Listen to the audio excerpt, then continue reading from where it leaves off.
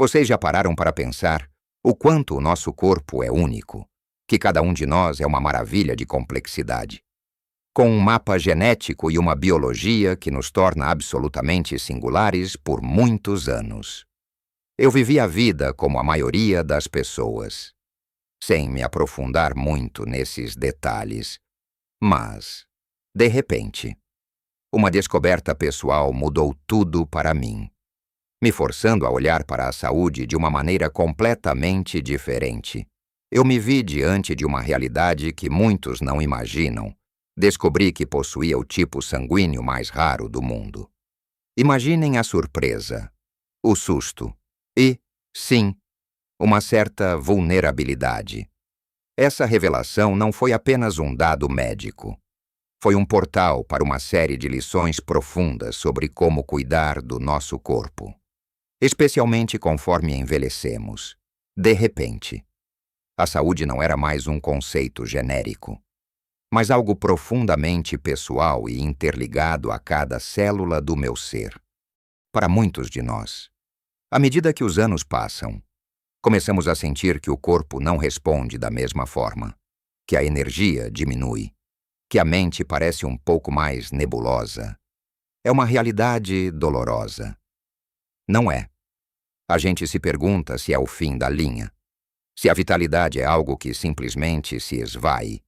Mas eu descobri um segredo, ou melhor, uma série de segredos, que vieram dessa minha experiência tão particular e que, acreditem, são universais. Neste vídeo, vamos mergulhar em algumas das lições mais importantes que aprendi com essa jornada. Lições que se aplicam a todos nós, ajudando a construir músculos, dormir melhor, prevenir a perda de memória, melhorar a digestão e muito mais. Fiquem até o final para algo que vai te surpreender de verdade. A minha jornada com o tipo sanguíneo mais raro do mundo não foi um passeio no parque. Ela me trouxe uma conscientização que eu nunca tive sobre a importância de ouvir cada sinal do meu corpo. Antes dessa descoberta, eu vivia no piloto automático. Como muitos de nós, comia o que me agradava, me exercitava quando dava tempo, ignorava pequenos desconfortos, achando que eram apenas coisas da idade ou cansaço. Mas quando você descobre que tem algo tão singular em sua constituição, cada dor, cada pico de energia, cada alteração no humor se torna um dado importante. Aprendi a ser quase um cientista do meu próprio corpo. E essa foi a primeira lição fundamental à necessidade de uma saúde personalizada. Pensem comigo quantas vezes a gente segue um conselho de saúde que foi ótimo para um amigo, mas para nós não fez a menor diferença, ou até piorou algo. Isso acontece porque somos seres únicos. A publicidade nos bombardeia com dietas milagrosas, exercícios que prometem resultados rápidos e suplementos para tudo. Mas a verdade é que o que funciona para um pode não funcionar para outro. Ter um tipo sanguíneo tão incomum me forçou a desconfiar do genérico e a buscar o específico. Comecei a prestar atenção em como cada alimento me fazia sentir, não apenas no momento, mas horas depois, no dia seguinte. Descobri que alguns alimentos considerados saudáveis, como certos grãos ou até algumas frutas, não combinavam tão bem com a minha digestão. Me deixavam inchado ou sem energia, enquanto para outras pessoas eram maravilhosos. Isso me levou a uma autoexperimentação cuidadosa. Um diário simples onde eu anotava o que comia e como me sentia. Não estou falando de dietas restritivas, mas de um processo de autoconhecimento profundo. Eu aprendi que o meu corpo tinha uma linguagem própria e que eu precisava aprender a decifrá-la.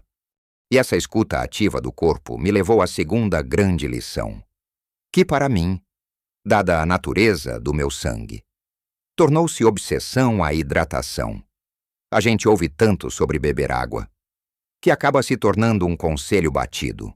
Não é, Mas quando você entende que seu sangue, essa vida líquida que circula em você, é composto majoritariamente por água, e que essa água é o veículo de tudo: oxigênio, nutrientes, hormônios e o descarte de resíduos, a hidratação ganha uma dimensão completamente nova.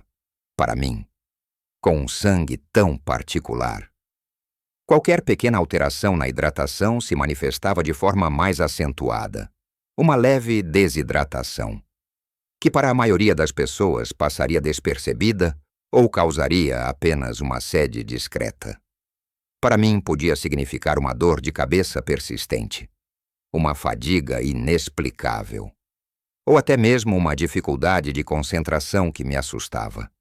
Pensem nos idosos, que muitas vezes têm o senso de sede diminuído, ou que evitam beber água para não ter que ir ao banheiro com frequência. A desidratação crônica é um inimigo silencioso e poderoso da nossa saúde na terceira idade. Ela afeta a circulação, a função renal, a elasticidade da pele e, o mais preocupante, a função cerebral. Você pode estar sentindo confusão mental, cansaço crônico ou até mesmo problemas de memória. E a causa pode ser tão simples quanto não beber água o suficiente. Não estou falando apenas de água pura, embora ela seja o melhor. Estou falando de chás de ervas sem açúcar, de comer frutas ricas em água como melancia, melão, laranja e vegetais como pepino e alface. Tornar a hidratação um hábito consciente e prazeroso, não uma obrigação. Eu comecei a ter sempre uma garrafa de água por perto, a beber um copo antes de cada refeição, a intercalar minhas bebidas com água pura. E a diferença foi notável. Minha energia melhorou. Minha pele ficou mais viçosa.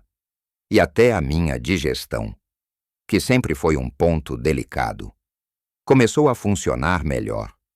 É incrível como algo tão básico pode ter um impacto tão profundo em nosso bem-estar geral.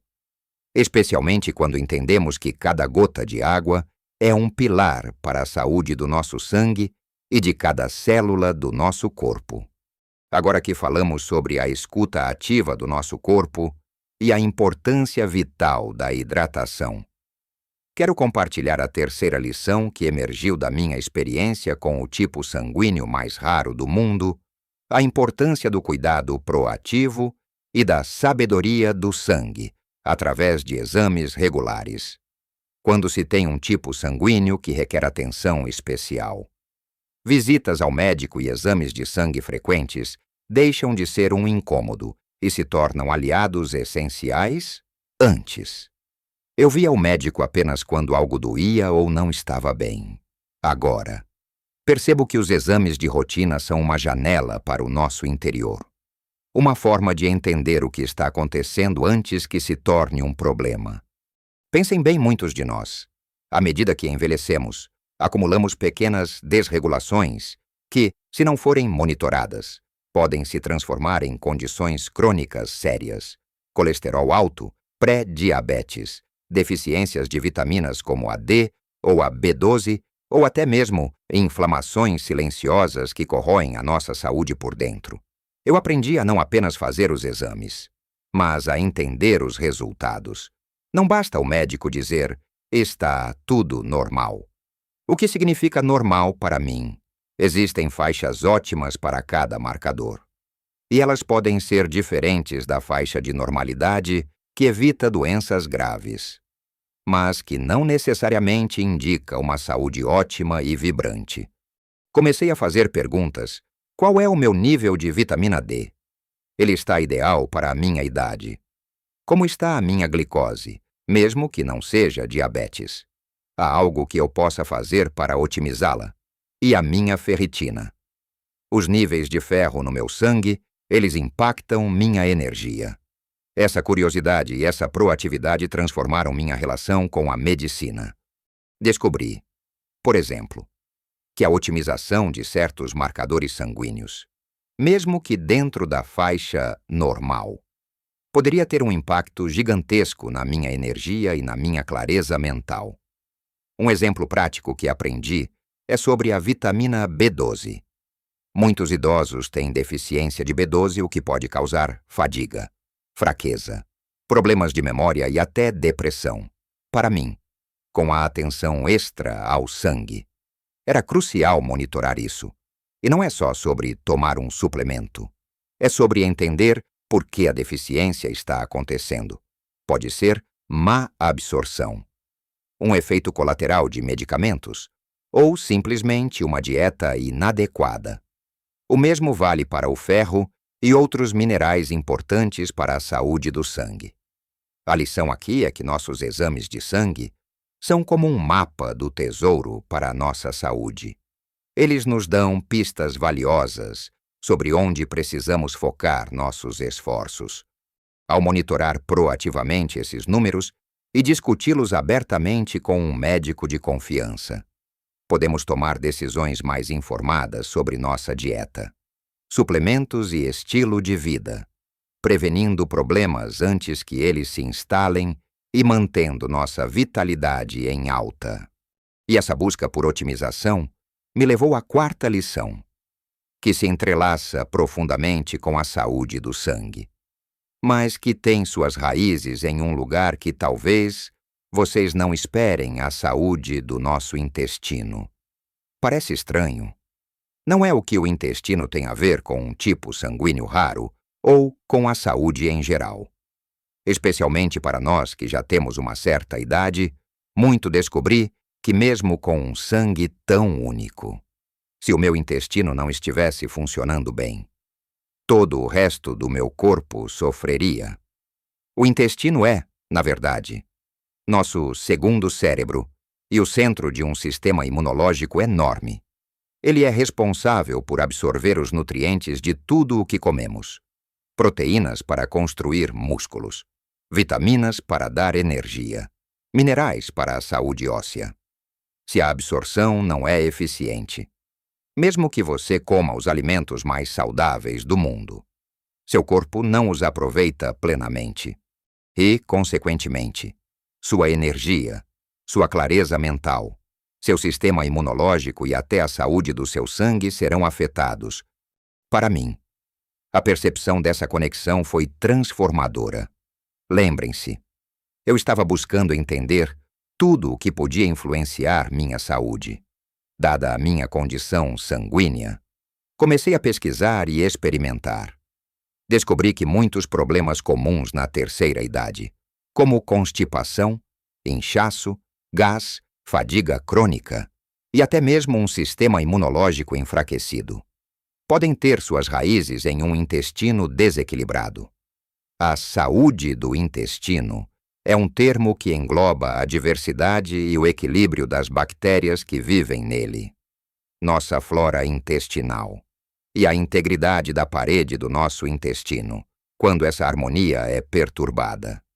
Seja por uma dieta pobre em fibras, excesso de açúcar, uso de antibióticos ou estresse crônico, todo o corpo sente. Então, quais foram os passos práticos que aprendi e que vocês também podem aplicar? Primeiramente, focar em alimentos ricos em fibras. Pensem em frutas como mamão, ameixa, maçã, pera, vegetais como brócolis, couve-flor, cenoura, folhas verdes, leguminosas como feijão, lentilha, grão de bico e grãos integrais como aveia e arroz integral. Essas fibras são o alimento para as bactérias boas do nosso intestino. Em segundo lugar, incorporar alimentos fermentados em sua dieta. Iogurte natural, kefir, kombucha, chucrute e picles caseiros são exemplos. Eles contêm probióticos, que são as bactérias boas que ajudam a repovoar e equilibrar o intestino. E em terceiro lugar, mas não menos importante, reduzir o consumo de alimentos processados, ricos em açúcar, gorduras ruins e aditivos. Eles são verdadeiros inimigos da nossa flora intestinal. Eu percebi que, ao cuidar do meu intestino, minha energia aumentou de forma surpreendente. Minha digestão ficou mais leve e até minha mente parecia mais clara. É como se eu tivesse desbloqueado uma fonte interna de vitalidade, o intestino. Apesar de não ter o mesmo glamour que o coração ou o cérebro, é um pilar silencioso da nossa saúde geral. E sua importância só cresce com a idade. Chegamos agora à quinta, e talvez a mais surpreendente lição de todas que eu aprendi com a minha jornada com o tipo sanguíneo mais raro do mundo. E acreditem, essa não tem a ver diretamente com sangue, nem com alimentação específica, nem com exames médicos. Ela transcende o físico e toca a alma. Trata-se do poder da comunidade e do bem-estar mental. Quando você tem uma condição tão singular, como um tipo sanguíneo raríssimo, você se sente, de certa forma, isolado. Há uma ansiedade, uma preocupação constante com a disponibilidade de doadores, com a compreensão dos profissionais de saúde.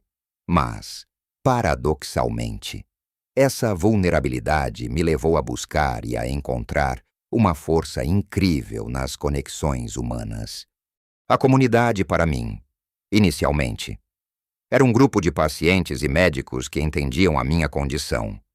Era um porto seguro. E essa experiência me abriu os olhos para a verdade universal de que não fomos feitos para viver isolados, para nós, à medida que envelhecemos. A solidão e o isolamento social são riscos tão grandes para a saúde quanto o sedentarismo ou uma má alimentação. Vocês sabiam que a solidão pode ser tão prejudicial quanto fumar 15 cigarros por dia? É assustador, não é? A gente se preocupa tanto com o que come, com o quanto se exercita. E muitas vezes deixamos de lado essa necessidade fundamental de conexão, de pertencer, de compartilhar. Para mim, essa lição se manifestou de várias formas. Primeiro, na importância de manter e cultivar as amizades e os laços familiares. Não importa a idade, ter alguém para conversar, para rir, para desabafar, é um bálsamo para a mente e para o corpo. Mas não é só sobre receber, é também sobre dar. Eu comecei a me envolver mais em atividades de grupo, em pequenos projetos na minha comunidade, poder ajudar alguém, compartilhar um conhecimento, ou simplesmente fazer companhia a alguém que precisa. Trouxe um propósito e uma alegria que nenhuma dieta ou suplemento poderia oferecer. Aprendi que o senso de propósito, de sentir-se útil e conectado, é um dos maiores impulsionadores da longevidade e da felicidade. Além disso, a gestão do estresse e o cuidado com a saúde mental se tornaram prioridades. Lidar com uma condição de saúde rara me ensinou a importância de acalmar a mente, de viver o presente. Pequenas práticas diárias, como a gratidão, o simples ato de parar e agradecer por 3 coisas boas no meu dia, e exercícios de respiração profunda. Me ajudaram a manter a calma e a perspectiva.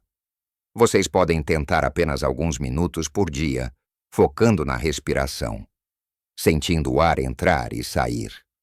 Já podem fazer uma enorme diferença na redução da ansiedade e no aumento da sensação de bem-estar. É uma forma de cuidar do nosso sangue emocional. Essas foram as 5 lições principais que essa experiência tão particular me trouxe, e que, acredito, são verdadeiros presentes para todos nós, especialmente na nossa fase da vida.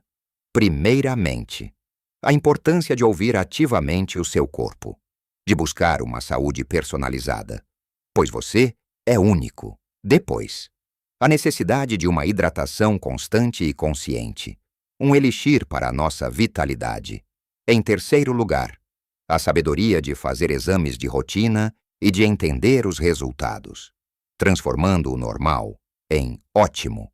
Em quarto lugar, o poder transformador de um intestino saudável para a tua absorção de nutrientes e o bom funcionamento de todo o sistema. E, finalmente, a lição mais profunda, a conexão humana. O senso de comunidade e o cuidado com a nossa mente são pilares tão fundamentais quanto qualquer dieta ou exercício. Lembrem-se, Pequenas mudanças podem fazer uma grande diferença para a sua saúde e felicidade. Não se trata de revolucionar a vida da noite para o dia, mas de dar pequenos passos consistentes, com carinho e atenção a si mesmos. Eu adoraria saber o que vocês acharam de tudo isso. Compartilhem suas próprias experiências nos comentários abaixo. Quais dessas lições ressoou mais com vocês? Quais hábitos vocês já praticam ou pensam em adotar? Se este vídeo tocou vocês e trouxe alguma inspiração, por favor, deixem um like e se inscrevam no canal para mais conversas como essa, onde exploramos maneiras de viver a nossa melhor vida. Vivam a sua melhor vida em todas as idades,